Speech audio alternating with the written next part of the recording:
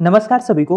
दोस्तों, ऐसा लग रहा है कि कांग्रेस ने अपने रिवाइवल के लिए बिहार को चुन लिया है, क्योंकि वोट अधिकार यात्रा के बाद अब इतिहास में पहली बार कांग्रेस की जो वर्किंग कमेटी है CWC, उसकी ऐतिहासिक बैठक पटना में होने जा रही है। और इसके लिए राहुल गांधी, सोनिया गांधी, मल्लिकार्जुन खड़गे, प्रियंका गांधी समेत जितने भी कांग्रेस के टॉप लीडरशिप हैं वो बिहार पहुंच रहे हैं। और इस बैठक में बेरोजगारी, वोट चोरी और राइजिंग क्राइम जैसे अहम मुद्दों पर चर्चा होगी। और यह केवल एक बैठक नहीं है, बल्कि 2025 के बिहार विधानसभा चुनाव के लिए कांग्रेस का पॉलिटिकल मास्टर स्ट्रोक माना जा रहा है।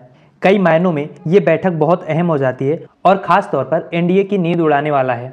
तो आज की इस वीडियो में हम समझते हैं कि इस बैठक के मायने क्या हैं, क्या ये केवल बिहार विधानसभा चुनाव को ध्यान में रख के की जा रही है या इसका कोई बड़ा ऑब्जेक्टिव है, एनडीए को ये कैसे परेशान करेगा, सब कुछ हम आसान भाषा में समझते हैं। सबसे पहले जान लेते हैं कि खबर क्या है। तो खबर ये है कि 24 सितंबर 2025 को कांग्रेस की वर्किंग कमेटी यानी CWC की बैठक पटना में होने जा रही है।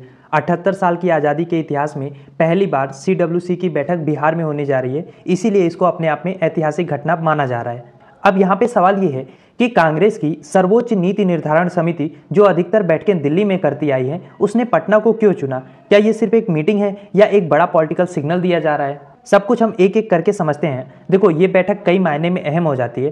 पहली वजह तो हम सबको पता है कि 2-3 महीने में बिहार के विधानसभा का चुनाव है, तो इनको अपना कैडर मजबूत करने का, अपने संगठन में एक तरीके से वो नई ऊर्जा भरने का ये एक अच्छा अवसर है। और दूसरी वजह है कि कांग्रेस के साथ साथ महागठबंधन को भी मजबूत करना है। जब कांग्रेस की टॉप लीडरशिप वहां पे जाती है तो ना केवल कांग्रेस के कार्यकर्ता में बल्कि पूरे महागठबंधन के कार्यकर्ता में एक जोश आ जाता है। और तीसरी वजह है इस मीटिंग की कि बीजेपी के नैरेटिव को अब कांग्रेस सीधे चुनौती दे रही है। कांग्रेस किसी भी तरीके से बैकफुट में नहीं है। राहुल गांधी, प्रियंका गांधी, सोनिया गांधी और कांग्रेस अध्यक्ष खड़गे सब पटना में मौजूद होंगे और लगभग 170 से ज्यादा नेता पटना में जुटेंगे। और ये बिहार की राजनीति में एक गेम चेंजर मूवमेंट भी साबित हो सकता है। बात सिर्फ चेहरों की मौजूदगी की नहीं है, बल्कि कांग्रेस का फोकस इशू को भी लेके है, जिसमें 3 प्रोमिनेंट इशू बेरोजगारी, वोट चोरी और बढ़ता हुआ क्राइम रेट है। और कांग्रेस इन तीनों मुद्दों को नेशनल लेवल की पॉलिटिक्स में, नेशनल लेवल की डिस्कशन में लाना चाहती है। फिर एक सवाल उठता है कि फिर पटना ही क्यों चुना गया जब बात नेशनल लेवल तक ले जानी है। दरअसल बात यह है कि पटना सिर्फ बिहार का पॉलिटिकल हब नहीं है, बल्कि फ्रीडम स्ट्रगल का ऐतिहासिक धरोहर है। CWC की बैठक सदाकत आश्रम में होगी, जहां कभी गांधी जी, नेहरू जी और राजेंद्र प्रसाद जैसे हमारे महापुरुष बैठकर आंदोलन की रणनीतियां बनाया करते थे। और ये वही आश्रम है जिसकी जमीन 1921 में मौलाना मजरूल हक ने दान की थी। यानी ये सिर्फ एक राजनीतिक बैठक नहीं है, बल्कि कांग्रेस अपनी हिस्टोरिकल रूट्स से, अपनी ऐतिहासिक जड़ों से भी जुड़ रहा है। और अगर आप पिछले कुछ महीनों की घटनाओं का सीक्वेंस देखेंगे ना, तो आपको समझ में आएगा कि कांग्रेस ने ये फैसला सिंबॉलिक पॉलिटिक्स और प्रैक्टिकल स्ट्रेटजी दोनों को ध्यान में रख के लिया है।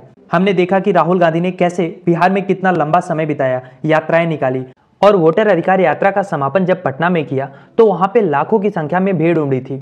और अब CWC की मीटिंग पटना में करना ये संकेत है कि बिहार दरअसल कांग्रेस की नेशनल स्ट्रेटजी का केंद्र बन चुका है। और हमें ये नहीं भूलना चाहिए कि बिहार ने आज़ादी के आंदोलन से लेके मंडल कमंडल की राजनीति तक हमेशा नेशनल पॉलिटिक्स को शेप किया है। और आज एक बार फिर से पटना से बदलाव की गूंज सुनाई दे सकती है। और इसीलिए इस बैकग्राउंड को समझते हुए कांग्रेस ने अपनी सारी स्ट्रेटजी का केंद्र इस समय बिहार को बना रखा है। अब बात करते हैं कि कांग्रेस इस मीटिंग में कौन से मेजर मुद्दे डिस्कस करेगी। सबसे पहली बात है, कांग्रेस के फोकस में है बेरोजगारी, क्योंकि बेरोजगारी का आलम बिहार में बहुत बुरा है। बिहार का युवा हताश है। बिहारी नौजवान हर साल लाखों की तादाद में माइग्रेट करके कहीं दिल्ली जाते हैं, मुंबई जाते हैं, पंजाब या खाड़ी के देशों में जाते हैं नौकरी ढूंढने की मजबूरी में। राज्य की बेरोजगारी दर नेशनल एवरेज से बहुत ज्यादा ऊपर है। इसीलिए इस मुद्दे को कांग्रेस अपने कैंपेन का कोर बनाएगी। अगला मुद्दा है वोट चोरी का। जैसा कि आपको पता है, वोट चोरी का मुद्दा तो कांग्रेस ने एकदम लोगों के बीच में घुसा दिया है। और जिस तरीके से SIR करा के 65 लाख लोगों का नाम वोटर लिस्ट से काटा गया, ये एक बड़ा विवाद का वजह बना हुआ है। विपक्ष का आरोप यह है कि जानबूझ के चुनाव आयोग भाजपा से मिलकर वोटर लिस्ट को मैनिपुलेट कर रहा है ताकि भाजपा को फायदा दिलाया जा सके।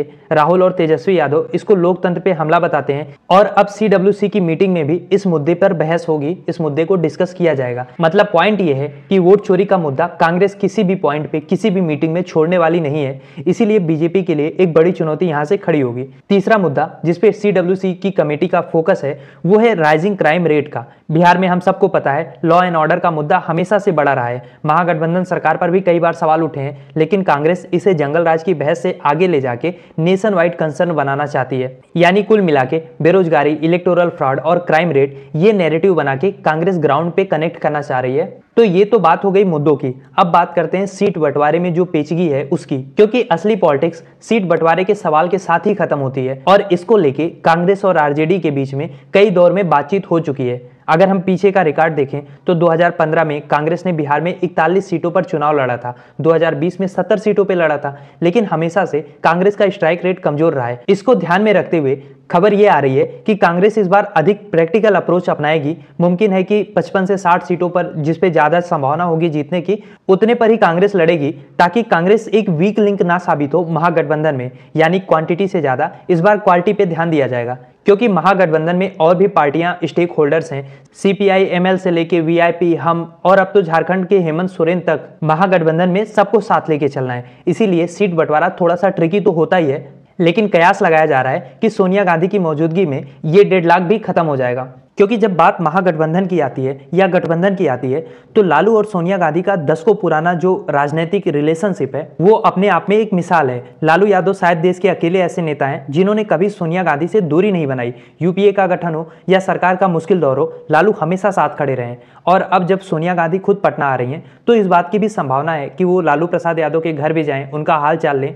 और अगर ऐसी तस्वीरें बाहर आती हैं तो महागठबंधन को एक सॉलिड ग्लू की तरह जोड़ेंगी, क्योंकि बिहार की सियासत में पर्सनल केमिस्ट्री अक्सर पॉलिटिकल अर्थमेटिक से बड़ी साबित होती है। और जहां तक बात रही दूसरी सबसे अहम टॉपिक की, वो ये है कि क्या महागठबंधन सीएम का फेस घोषित करेगा। गोदी मीडिया और बीजेपी हमेशा ये कोशिश करते हैं कि एक तरीके से हवा चलाई जाए, खबर चलाई जाए कि महागठबंधन में सीएम के फेस को लेकर कंफ्यूजन है, जबकि कांग्रेस और आरजेडी दोनों जानते हैं कि तेजस्वी यादव ही ऑब्वियस चॉइस हैं। लेकिन अभी भी इसकी औपचारिक घोषणा नहीं की जाएगी, क्योंकि कंफ्यूजन जैसे बीजेपी की स्ट्रेटजी है वैसे महागठबंधन भी अपनी टैक्टिकल एम्बिग्युइटी को बनाए रखना चाहता है। और यही वजह है कि आप देखोगे पोस्टर में तस्वीरें भी तेजस्वी की हैं, सारी रैलियों को लीड भी वही कर रहे हैं, लेकिन ऑफिशियल अनाउंसमेंट नहीं किया जा रहा है। और बीजेपी ऑलरेडी सक्रिय होकर बैठी है कि बस कुछ मौका मिल जाए एक काउंटर नैरेटिव खड़ा करने का। फिलहाल बीजेपी की कोशिश यही है कि किसी तरीके से लोगों तक ये बात पहुंचाई जाए कि महागठबंधन के भीतर दरार है, सीट बंटवारे को लेकर कॉन्फ्लिक्ट है। और कोशिश ये लोग ये भी करते हैं कि 20 साल पुराना लालू का जो कार्यकाल था उसको जंगल राज के रूप में याद दिलाएं। और सबसे बड़ा कार्ड जो आजकल नीतीश बाबू खेल रहे हैं इलेक्शन में फ्री बीज बांटने का, जिसका मोदी जी बहुत विरोध भी कर चुके हैं। हाँ, ये अलग बात है, विरोध तब होता है जब विपक्ष के नेता ऐसा करते हैं। और खबरों की माने तो बीजेपी बिहार में महाराष्ट्र और हरियाणा का मॉडल ला सकती है, यानी चुनाव से पहले डायरेक्ट कैश ट्रांसफर स्कीम, खासकर महिलाओं के खातों में, क्योंकि ये वेलफेयर पॉपुलिज्म बीजेपी का एक टेस्टेड फार्मूला है। ऐसा करके इन्होंने कई राज्यों में चुनाव जीता है, तो हो सकता है ये काम बिहार में भी किया जाए। इसके अलावा अडानी ग्रुप को जिस तरीके से 1 रुपए प्रति एकड़ के हिसाब से बिहार में जमीन अलॉट की गई है, इसको कांग्रेस और आरजेडी ने क्रॉनी कैपिटलिज्म कहा है। और तेजस्वी यादव का नारा कि 2 गुजराती बिहार का भविष्य तय नहीं कर सकते, ये भी लोगों के बीच में इमोशनली काफी कनेक्ट कर रहा है। लेकिन अब देखना यह है कि बिहार का आम आदमी क्या चाहता है।